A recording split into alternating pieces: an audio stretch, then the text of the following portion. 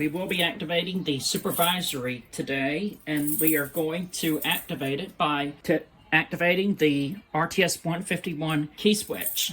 I'm going to go ahead and insert my A135 key, and we are going to go ahead and start in 3, 2, 1.